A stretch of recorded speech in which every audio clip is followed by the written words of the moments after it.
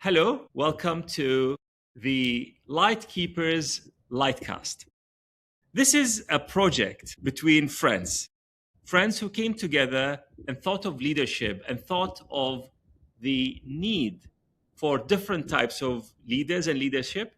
And that different type, interestingly, is a type of leadership and leaders that has always existed. We believe that the world now needs these kind of leaders who are unassuming, who are not after credit, who are doing very important work. The world now needs them more. And hence this is the program that we are having now. We'll be having three parts to this sort of pilot Lightcast. The first part, we will introduce ourselves. In the second part, we will talk about the project and the concept. And then we will talk about what do we expect in this first season. So welcome and thank you for being with us on this journey. Yeah, thank you everyone for being a part of this. Yeah, really great to be here. I'm delighted to kick us off. Mushtaq, you lead a university in Please do Malaysia. that, Yeah. So you lead a university in Malaysia. You've written books. You've delivered TED Talks. What is a single thing that drives you? Yakemi, you're right. I'm currently in Malaysia and I'm the Provost and Chief Executive at Hayat University. Just like every one of us, I play multiple roles. I am a father, I am an educator, I am a very passionate engineer, and I am head of university as well. But what really drives me is that belief in the importance of having a sense of purpose and a shared sense of purpose, if possible, and also having mutual trust. So this is the golden thread that goes through everything that I do. It drives me. I wake up in the morning and I think about it. I go at night to bed and I think of what have I done in that space. So to me, I believe that we as human beings, we bring to any endeavor that we do three types of capabilities. I call them the three labor. That's our physical labor, our capability to think and reason, and that's our cognitive labor. And also we bring our capability to connect with others and to motivate ourselves and motivate others. And that is the emotional labor. The journey of humanity, interestingly, has been a journey of trying to replace ourselves. So we first were able to build machines and tools. They were eventually able to be stronger and faster than us and took over the physical labor largely. Then we built computers that have higher memories than us. They process things faster. And now with the artificial intelligence, we are basically creating machines that are able to answer questions, to process things and do many of the jobs that we thought humans will always be needed to do them. The part that remains ours, and it's becoming more consequential, is the emotional labor and specifically that sense of having purpose. This is at the heart of everything from my point of view, at the heart of motivating ourselves, at the heart of motivating others, at the heart of getting people to work together, at the heart of getting companies, corporates, organizations, and even nations to work together. So in order for people to collaborate, they need two things. They need a shared sense of purpose and they need mutual trust. And I think education, leadership, the work that we do, at its heart is an attempt of building that shared purpose and mutual trust. That's what really. Yeah. Well said. Thanks, Ian. And since we are, introducing each other's here, Yeah. I want to ask you. You're one of the people who really inspire me. You know, you have lived in different geographies. You have worked in different sectors. You've done so many things, but you always keep that human-centered angle to almost everything that you do. So could you tell us a little bit about yourself? Also tell us where are you now as we record this? And also if you could say a few words about what drew you to this project and what unique angle or angles you think you bring to it. Well, thank you for that. Right back at you, both of you.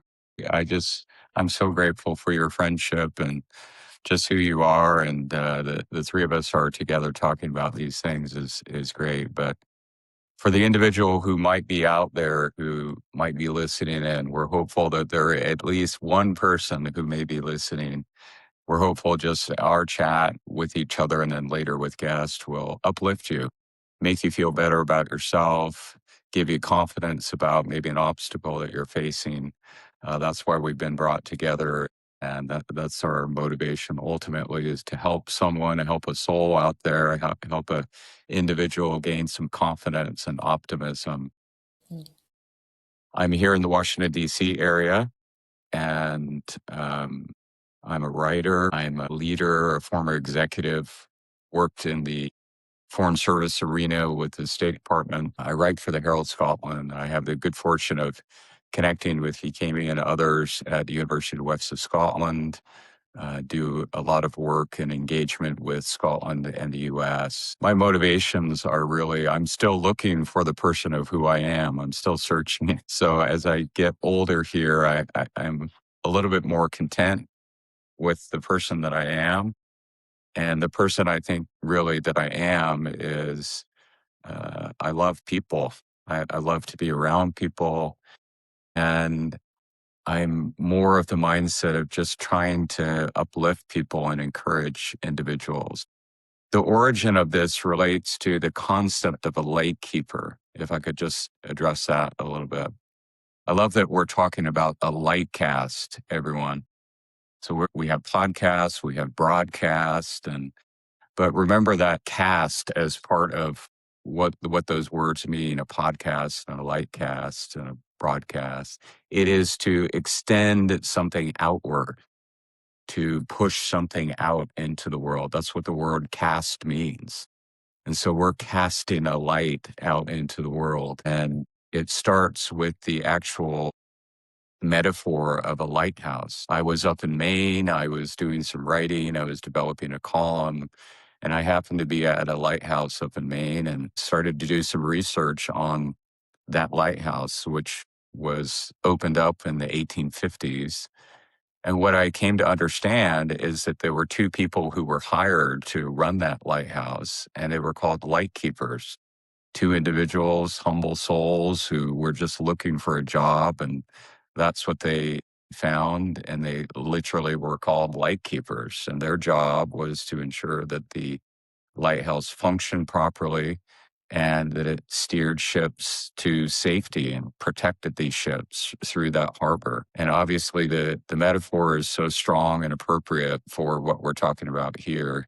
There are individuals in our midst who are lightkeepers, people who are steering individuals, organizations, entities, families, one another through difficult times and trying to ensure that we stay optimistic. Those are the things that make me tick. And I'm just grateful that I can interact with great people, yeah, like you both. And Yukemi, you've been such a leader for me for a long time now, of just talking about belonging and leadership and just inspiring people, making them feel you can achieve that goal. And to me, you just exemplify that. And I'm just grateful to sit on benches with you in Aberdeen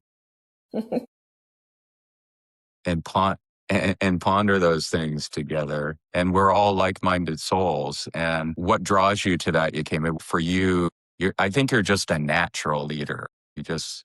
I have no doubt you, just as a little girl, you were leading from the very beginning. You were a leader.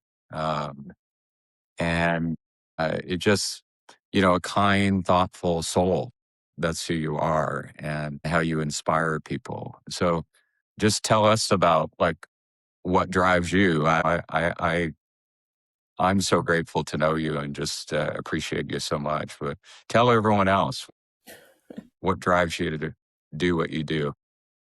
Thank you so much, Ian. You're always so kind. And likewise, I mean, you're extremely inspiring. And I feel like Scotland's fortunate to have someone like you in their corner, really, because of all the amazing things that you do on behalf of Scotland. So, giving it away, I am in Scotland. I'm in Aberdeen. That's where I live. I think for me, it's interesting when you just said about, who you're growing up to be or something along those lines. I think my journey has been about finding out who I'm going to be when I grow up. Because again, you're brought up in a certain culture and there's certain expectations.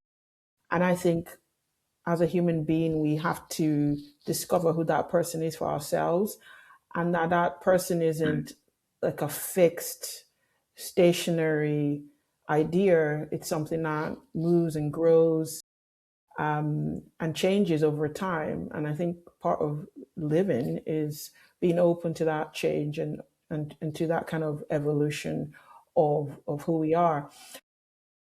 And so it's interesting you speak about leadership and me as a little girl. I actually wrote a post on LinkedIn today about my very first memory of leading.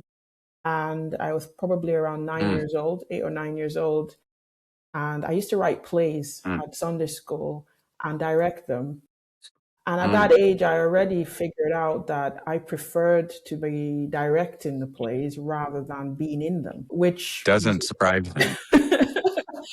And it didn't go down well with everybody because I was not the oldest in the groups of children. And I was basically telling, 11-year-olds and 13-year-olds where to stand, telling them their lines and how to perform. So at that very kind of young age, I saw leadership as leading from the front, certainly about directing and telling people what to do. And I think there's certainly that sort of leadership required in different situations. And over time, kind of taking different leadership positions, sometimes not even deliberately. But I think some of the leadership roles I've ended up taking over the years have come from actually frustration about how something is being done or feeling like it could be done a different way, and ultimately going, okay, I'll do it. And I think it's important for us to reflect on those things that cause the most frustration for us, because it could be a clue as to what our calling might be, what light we're being called to keep.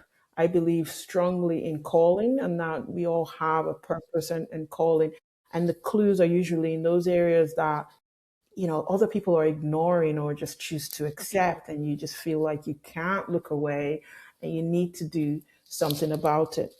So my leadership journey has taken different forms. I mean, I've led in terms of being a role model and I guess someone who's providing representation for a group of people, whether that is people of color or people who identify as women and girls, whether it's women who are from a technical background. So I'm an engineer by training.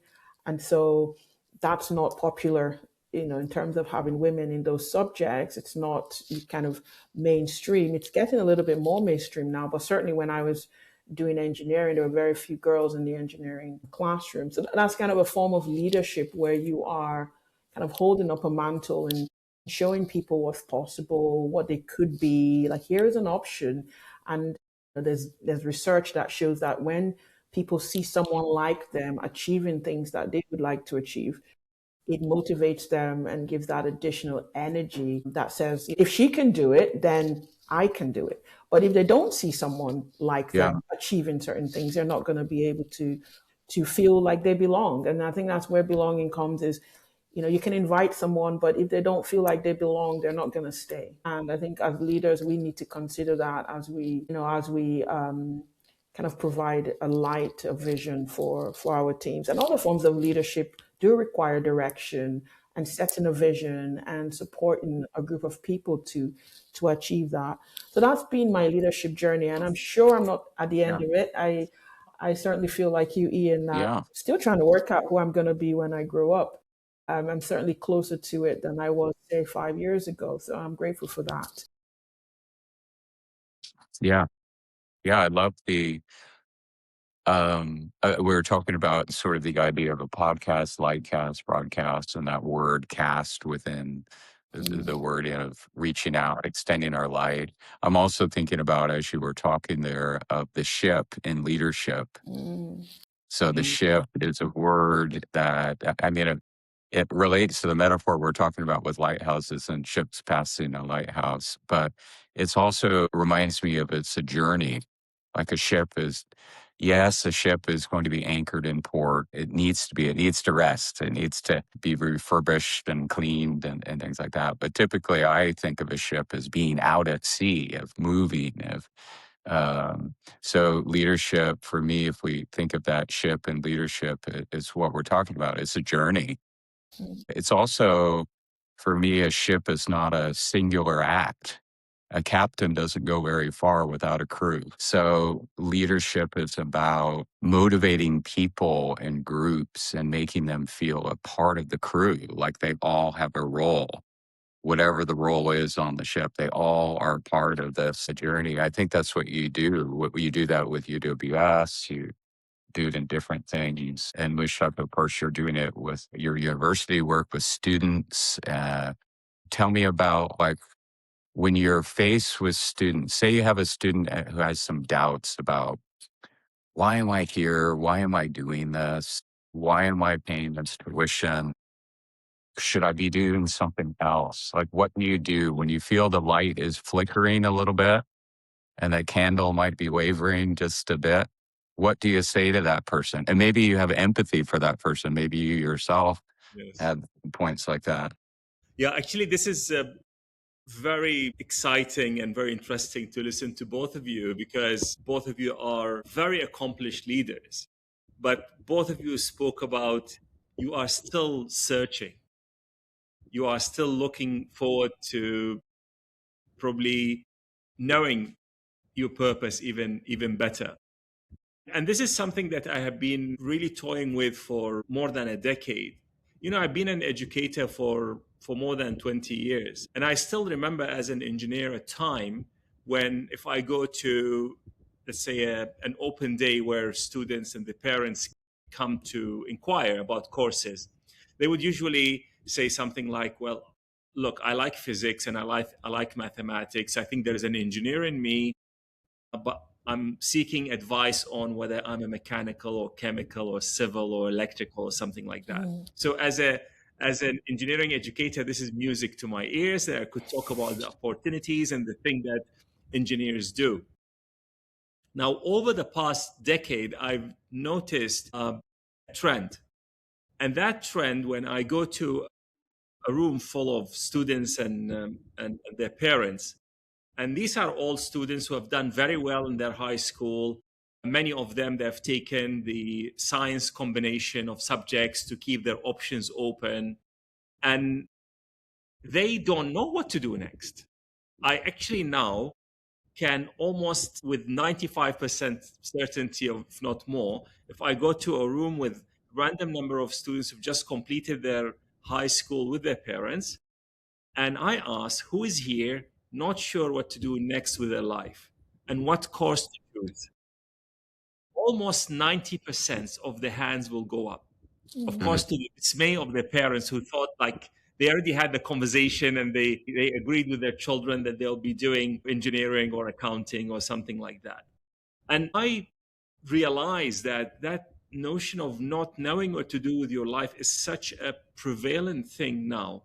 This is not something for us as parents or grown-ups to be disappointed or angry about, or blame these kids who are, not that grateful for the great life that the parents are providing them. The world is changing. The options are almost endless, and the uncertainty is going through the roof. So why did I started this experiment to actually make all the students and all the staff as well to start the journey with the university by articulating what I call an impact statement. And the impact statement is a statement of 3 parts. The first part is about who you are. What is your superpower? And to describe yourself with one word. We call it the I am statement. So you would say, I am this. Now, Mm-hmm. all of us are multiple things, but we are looking at a fundamental thing that would describe us as a sort of capability or a quality or a trait or a superpower. The second part of the statement is the purpose statement, which is not a goal or an ambition, but it's a reason for living. You talked about calling. Yeah. What is the thing that these students or Same. staff members are put on earth to do? And finally, the last part is the action statement, which is what are they going to do, students and parents and staff, to mobilize that purpose into a real impact on the world. So one of the examples that I give, which is a real example, at Heriot-Watt University, we run one of the probably best actuarial science programs maybe in the world. So the students we attract are very, very high quality students. They all like straight A students with high capabilities in math. And when they join the program, when I address them on day one, I often ask this question: why are you doing actuarial science? And without fail, the answers comes like, well, I like math. And my mother said, you can make a lot of money being an actuary, which is probably all right, but maybe not sufficient to carry them through a career or a professional life doing this quite a challenging subject. Now, Mm-hmm. after the students do their impact statement, which actually takes 2 weeks it takes them 2 weeks to do that at the beginning of their journey with us. I'm going to read you a real impact statement of an 18-year-old actuarial science student. And it reads like this: I am a math lover. My purpose is to use my mastery for math to reduce complexity for others when they need it the most. I am an actuary. I've read this to professional actuaries and they were like, this is amazing. This kid was able to distill what actuaries do better than some of the professionals and the fellows of the, let's say, institute and faculty of actuaries. And I think that clarity of purpose is such an important thing Mm-hmm. that Love it. we need. Yeah. And I believe the work that we do to articulate an impact statement or a sense of purpose is very important, because this is not something that we would find out by accident. Some people may find it by accident, but to be able to talk about it in a very precise manner, it requires work and requires thinking. And it's very reassuring to see people like yourselves, who are, as I said, accomplished in your own rights, thinking about it, because I think we need to double down on this in our universities, in our schools, in our businesses, in our policy work, because it's so essential for people to know why they're doing what they're doing. Yeah, that's so well put. As I'm sitting here, the wind has just like taken off. I'm looking out my window and the wind is blowing now. And sometimes, yes, we hold the pen and we can really engage and be out there and be who we are and have a sense of who we are, a sense of worth. And sometimes the winds blow in a certain way that we feel discouraged because it's out of our control. Mm. It's like the things. I think what I like to tell young people is you never know where the winds may take you. Even when we were kids, 8 and 9 years old, how far would it have been beyond our imagination that the two of us would have spoken in the Scottish Parliament, right? That you and I had that opportunity to do that at separate occasions. Similar themes, I think, Kemi, that we both brought. But the winds just blew us in a way that we could have never imagined. We worked hard and we were engaged in what we cared about, but we never could have predicted that. So for these young people, it's just to reassure them. And by young person, I'm saying, I know you feel you have things in control. You're 19, 20 years old or in your early 20s, but the wind will blow you to places where you cannot even imagine. You close your eyes and you think, I would like to be doing this. It will be even different from that. And that's not only to say that that will be a positive, pleasant place. It may be a challenge. Again, if, as we use this metaphor, you may need a lighthouse to steer your direction. And you may find yourself in trouble or difficulty. I sure have, all of us have, and that's okay. I think for me that I love the both of you are just engineers. I can't say that I'm an engineer. My father was an engineer, so I have that. But what I like of all the different engineering, environmental engineer, mechanical engineer, the best engineer, the one that I like the most in terms of title, is civil engineer. And the reason I say that is, can we just not be a little bit more civil in our society? Our young people just need to see older people being more civil. Like, come on, everyone, especially in the political sphere. Yeah. What is up? Start talking with a little bit more dignity and civility and show people the way of how to act.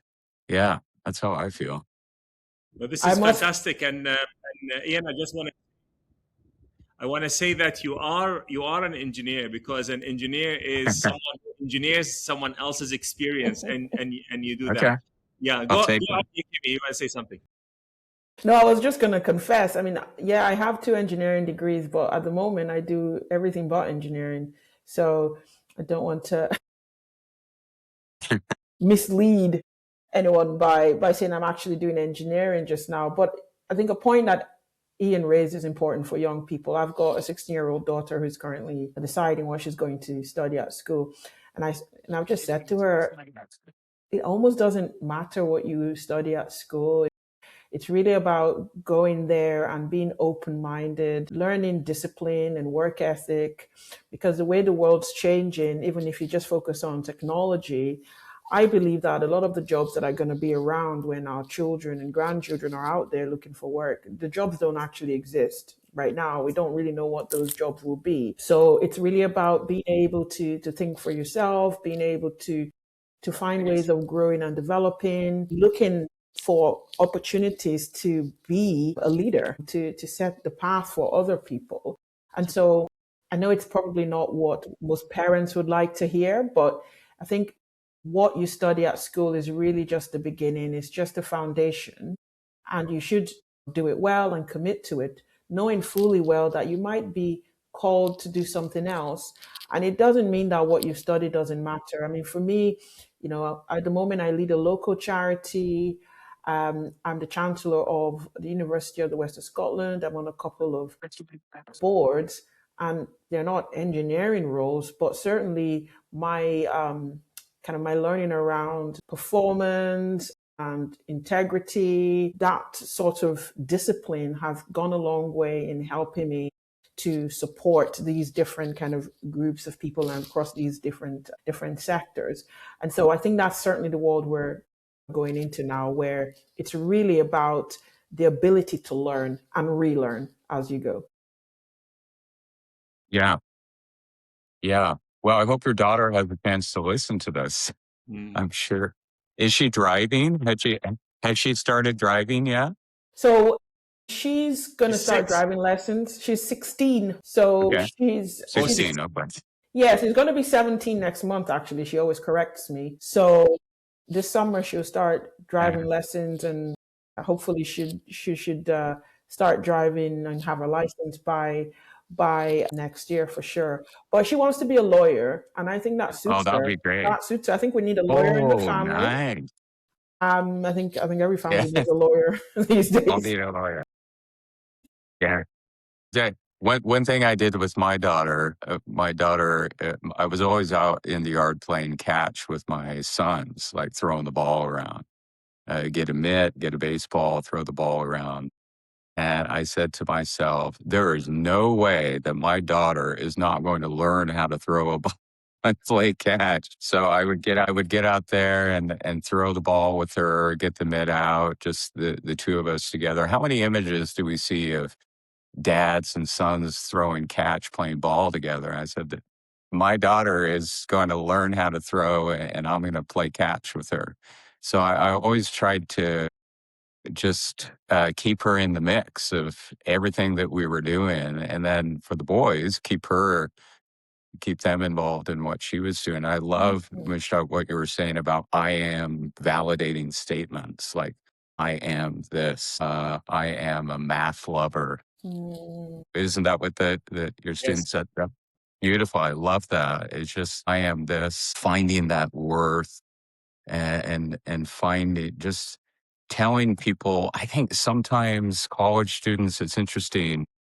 We're all guilty of asking them this question. So, what are you going to do with that degree? And can we stop asking that question, everyone? Can we stop asking them the question that they're most anxious about? Like, why, if we were asked a question of something that we feel vulnerable or weak about, or we're anxious or worried about, we as older adults, if someone kept asking us that question, can we just say to them, you're awesome, you're great, you're doing so well, congratulations on what you're doing and what you're achieving, versus, so what are you going to do with that degree? What is your next job going to be? What do you hope? That's not let them say that. I mean, we can guide them a little bit, but that's a very anxious, nerve-wracking question that adults, I've heard, ask of these young people, whether it's high school students, secondary students, college students. Let's just help them to see who they are, that I am validating statement of their worth and their dignity. And the fact is, they teach us probably more than we teach them. You are so right, and it came to your point that you mentioned earlier, that the jobs that they'll be doing or children will be doing maybe haven't been invented yet. But I also want to say that the direction I feel of education, or the direction that education is being pushed into, is a very positive one. Because in the past, you become a lawyer or an engineer, and there is almost a guaranteed job opportunity by virtue of you having that piece of paper. But I think now there is a decoupling of that. We want people who actually are able to do the things that are fundamental to this job. So whether you think of engineers, and I really see an engineer in every human being, because to me, an engineer is not a person with a degree from the university that said that they are an engineer. Engineers are people who will find a solution when there is a challenge. And whether that challenge is how to cook something better, or how to park your car better, or how to organize your stuff in the cupboard better, this is actually, you are finding a solution. Engineers are also people who deal with reality and then come up with answers to things that are in the real world. So whether you are building a bridge, or providing or having a Lightcast, or assessing someone's situation, when you deal with the laws of nature. So actually there is a bit of that in each and every one of us. And I think if you think of the legal mind for your daughter, of course it's great that we have people who are qualified as lawyers and all of that, but I think there is a bit of this that's needed in each and every one of us: the critical thinking, the ability to stay like a similar distance from things as we assess them. And this will become more and more needed. And actually, as both of you spoke about your kids, I want to tell you a little bit of a story about my own son, because he studied at the same university where I am leading.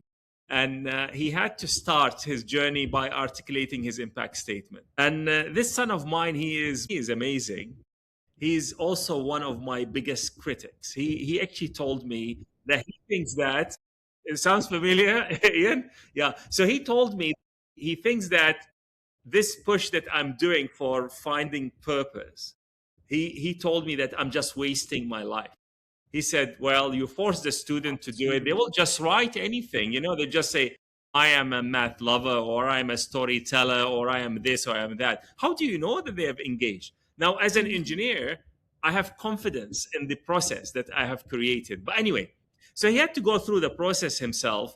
He created his impact statement, and that was in his year one. At the end of year one, he was looking for an internship opportunity. He did a degree in business.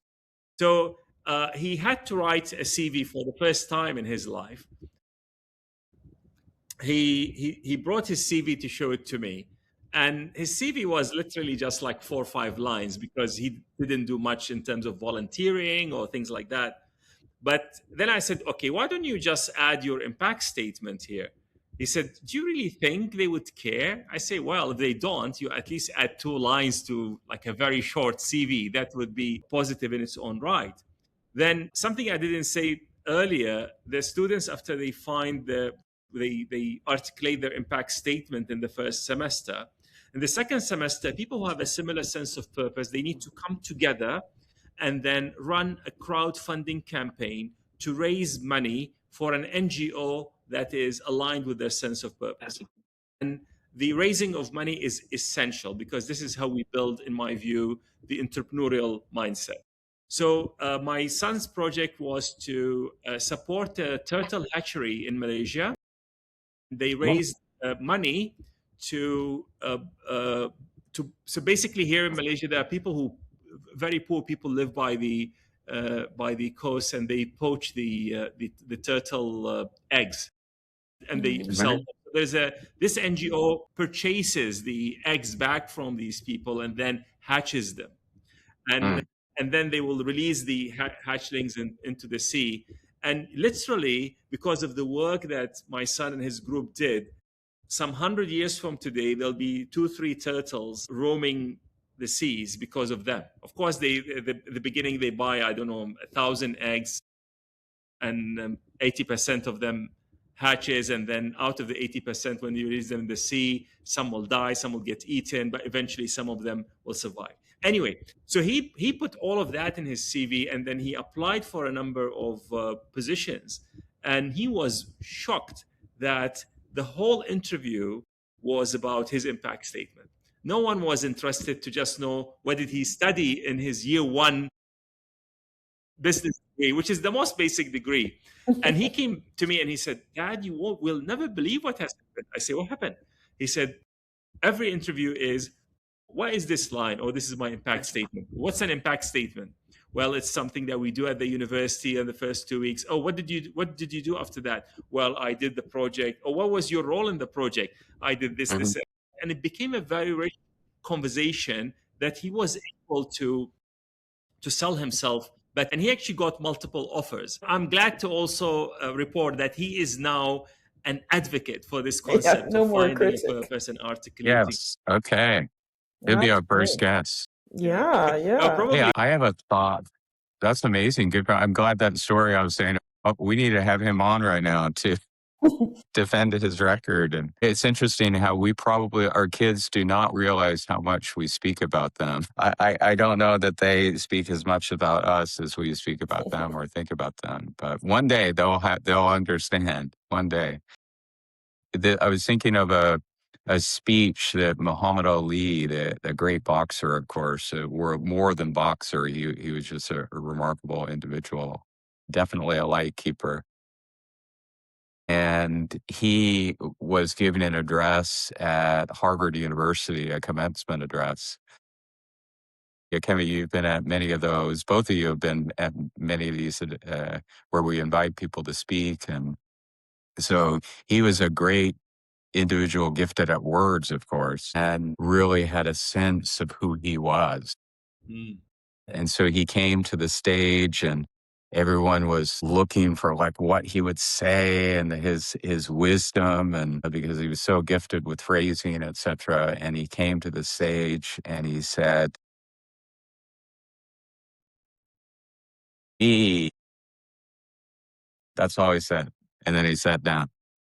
But he said, "Me, we." That was his speech. That was it. Wow. And as you were telling that story about your son, I think what we do, the me, the we, is really that way to go. He stings like a bee. all his different expressions, but me, we, that sums it up. That he nailed that one. But let me ask a question of you both. So of a university education, of teaching, which you talked about critical thinking, Yes. right? And how important that is. The question I have for you both is, we teach critical thinking, we need to also help these young people understand that we're not teaching critical speaking. Mm. In other words, you can be a critical thinker, thoughtful individual who is desirous of solving problems.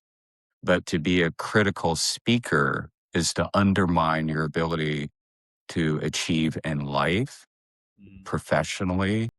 We're just inundated so much, our society, whether it's Scotland, Malaysia, Nigeria, the United States, wherever it is, we're so inundated with critical speaking versus what critical thinking is, which is to find solutions to problems and to actually uplift. Yes. So, yeah, just how do you react both with that? The sort of the idea of critical thinking versus critical speaking. Yeah, Maybe I Yakim, think. you can go first.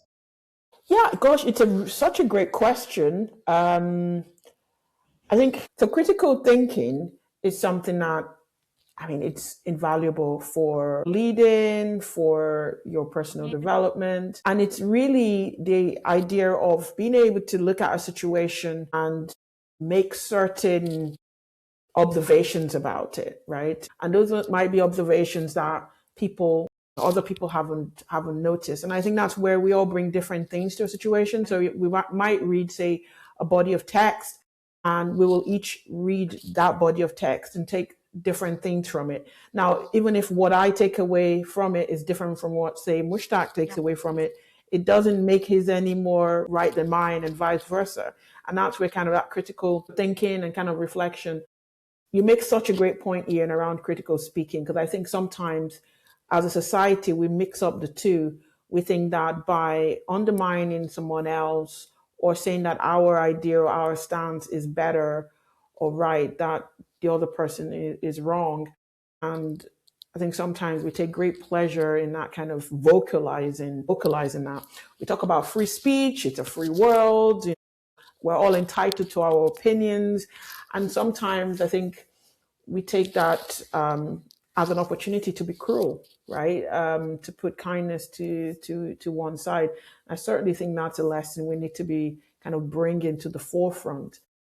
And when it comes to light keepers, I would say light keepers are certainly people that think critically, but they're always kind, they're always considerate in their words.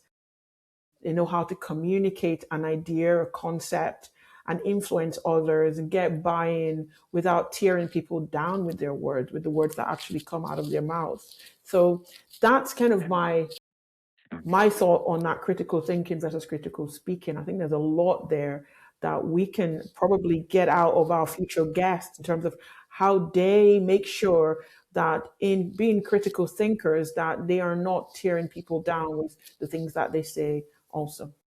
Mushtaq, what do you think? Mm-hmm. Well, this is a great question, as you mentioned. So for critical thinking, I honestly believe that we should teach more of.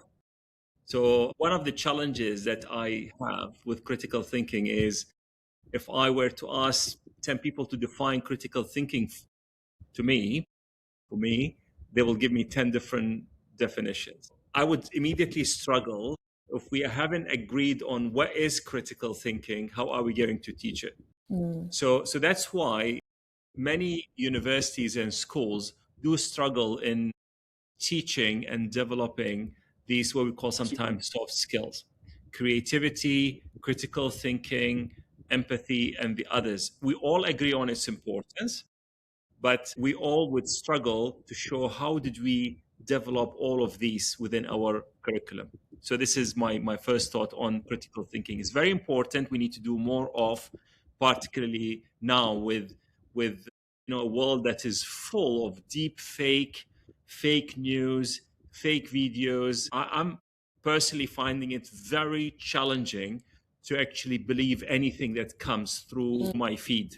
And I have to do multiple checks before I believe, that video of showing, a president or prime minister saying X or Y or Z. And to me, this is at the center of critical thinking, because there'll be some people who would just believe it, because the video is so realistic, looks like it is real. Now, sometimes the video looks not real because you can't believe that the president said this, but when you check, it's real. And that actually makes the critical thinking such an important and difficult thing. Now, my comment on the critical speaking or critical talking or being less considerate. The interesting thing here is, in Asia, people are still very considerate. And people don't necessarily, generally speaking, draw a lot of joy from just being critical for the sake of being critical. And I'm seeing this as an asset for humanity.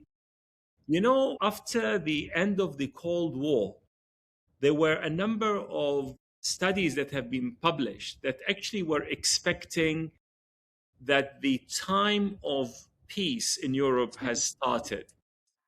And all the future wars are going to be in Asia. And the saying was, the future of Asia is exactly like the past of Europe. Now, if you look at Asia, it has remained largely peaceful. If you look at Asia, there were genocides in Asia. There are multiple border disagreements in Asia. There are islands that Asian countries disagree on. But somehow the Asian way of doing things, of seeking harmony over conflict, has carried the day, at least so far. So the reason why I'm saying this, I'm in full agreement that we should actually teach our children, our students, ourselves to be more considerate, to be more empathetic, not to just try to destroy the others or the other's argument as a way of proving of our worth. But I believe that there are examples that we could actually learn from each other. And in that specific area or specific field, I feel the model that the Asian community and Asian people in general bring, the importance of respect, is actually really admirable, and it's an asset for all of us human beings to actually learn from. Yes. Well, we might be coming to a close here with conversation. I mean, we've covered a lot of ground. This is sort of ushering in a wider chat with all these individuals that we're excited to hear from. And that's such a great point, I feel, to end on what you just said there. I think that if we go back to the origin of why we're bringing this conversation together, is to, in a world that, yes, is beset by war and conflict and challenge, whether that conflict be the taking up of arms or economic conflicts, the variety of forms that conflict may entail, there are people who are aiming to mitigate conflict, who are looking for ways to use their skills or their culture or their background or their heritage or their respect for others to lift and be lightkeepers and steer. Again, if we go back to our beginning of the conversation, of steer people to safety. And I think for me, that the most challenging wars that we have are maybe the wars that are within ourselves. I think that ultimately that, yes, we have to strive to ensure that there's peace and understanding and engagement, and to alleviate poverty. Yakimi has talked so much. What she does professionally is addressing financial poverty. I think ultimately what we're talking about is a social poverty and a spiritual poverty. There's spiritual poverty in the world. and people are at war kind of within. And all we're trying to do in a modest, humble way is to say, no, keep that light going, and try to ensure that you have peace within yourself. And that's what's so exciting about our chat and this road that we're going down, to bring people in and to broadcast that out to the world. You are absolutely right, Ian, and probably I just wanted to also say a few more words about this concept of light keepers, because as I was reflecting on it, what makes a light keeper? So that person with a clear sense of purpose and responsibility, showing they are the people who are keeping the world together. Really, they are the ones who are doing that work that you and Yakimi are doing. Making sure that our systems are taken care of without really seeking any credit, sometimes doing without even pay, and they still do it. And when I was reflecting on that, and I was thinking to myself, is this really something that needs to cast some light on, or this is really leadership? But I think this is a special breed of leaders, partly at a time where our leaders, political leaders, some of our business leaders are not necessarily actually prioritizing that keeping things together, because there are multiple pressures on people for profit, for quick results, and that may have negative impacts in terms of the social coherence or the environmental resilience. So we will be looking for people who actually do very consequential work that sometimes may not be noticed.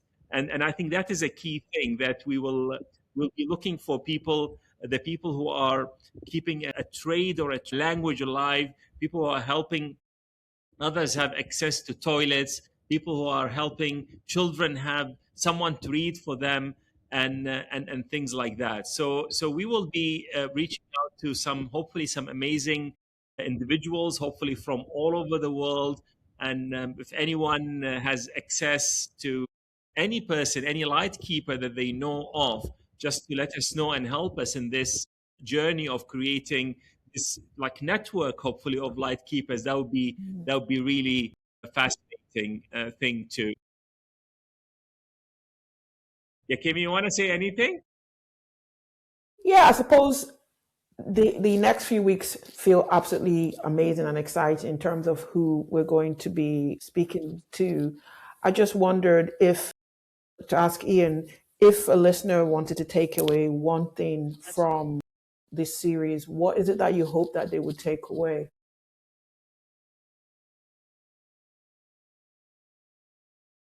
Worth. That you have worth. That's what I think, that carry on, you have worth. Yeah, so powerful. I And for wonder if me, we... Yakimi, I'm really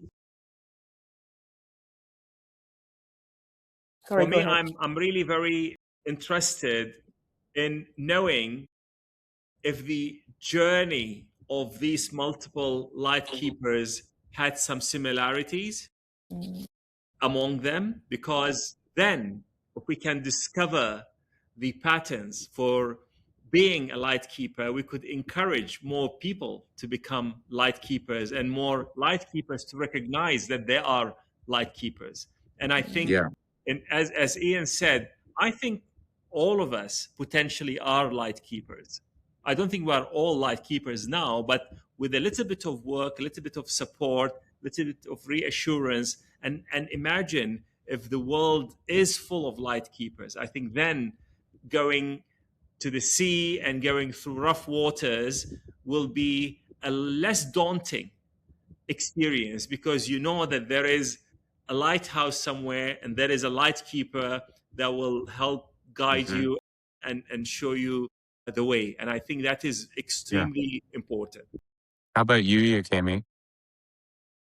I think there are two kind of really big questions for me that I'm hoping we can help answer. The first one is, are light keepers born or made over time? And what factors actually impact that? Is it nature, the environment? What is it? Are you born like that, or does something make you like that? The second question, which has been on my mind quite a lot since we started talking about this idea a few weeks ago, is How do Lightkeepers look after themselves?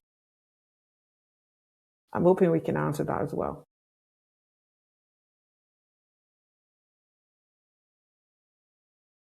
So that sounds like really fantastic. I think we have the kind of questions that we want to answer. And this is a discovery journey that we'll be doing together with ourselves and with our guests. So personally, I would like to thank you for being part of this project.